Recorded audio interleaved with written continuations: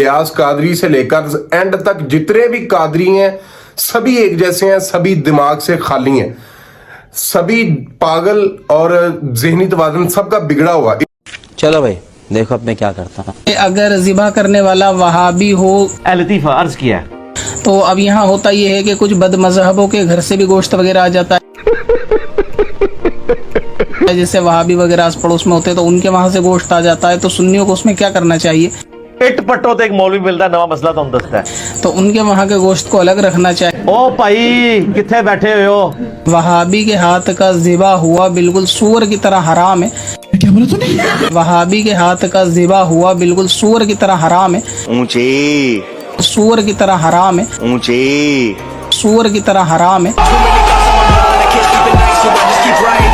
तो अगर वो जानवर वहाबी ने ज़िबा किया तो इसी सूरत में ज़िबा नहीं होगा।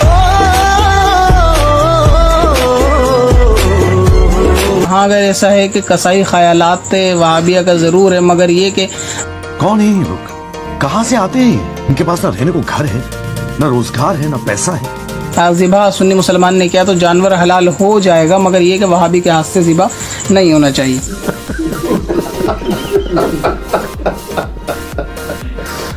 और उनके वहाँ का गोश्त वापस किसी वहाबी यानी उन्हीं के फिरका बातिला के घर में भिजवा देना चाहिए। ये आपने वीडियो देखी है, कादरी प्रोडक्शन इलियास कादरी की तरबियत की, घटिया तरबियत की का ये नतीजा है जो कि गैर हतमी है कि किसी वहाबी के घर से अगर आपको कोई गोश्त मसूल होता है तो वो सूअर की तरह आपके ऊपर हराम है, तो आप उस फिरका बातिला उनके घर ही वापस भेज दें। ये तरबियत का नतीजा है कि मुसलमानों के दरमियान जुदाई डाल दी जा रही है।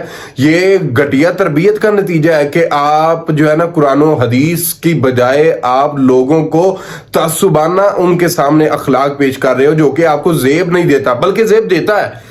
जिस तरह के आपकी सोच अल्लाह ने बनाई हुई है, ये अल्लाह ने तो खैर नहीं बनाई, लेकिन आपके ऊपर शैतान का इतना गलबा है, आपको शैतान ने इस कदर दीन इस्लाम से दूर कर दिया कि आपको समझ नहीं आ रही हमने बात क्या करनी है।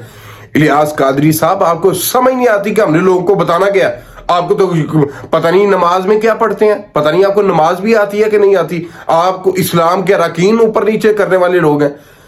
आपसे अगर कोई बंदा सवाल, मैं अगर मेरा पास चले मैं आपसे पूछूं इस्लाम के अरकान कितने हैं, तो मेरे ख्याल है सबसे पहले तो आप जो है वो उस रुकन का नाम लेंगे जिसका पहले नंबर पे बनता ही नहीं है, यानी कि आप अरकान को बदल देने वाले हैं। और आप वो लोग हैं जो लोगों का दिमाग खराब करते हुए उनको दीन इस्लाम से दूर कर रहे हैं और गुमराही के अंधेरों में दलदल में ठोंस रहे हैं।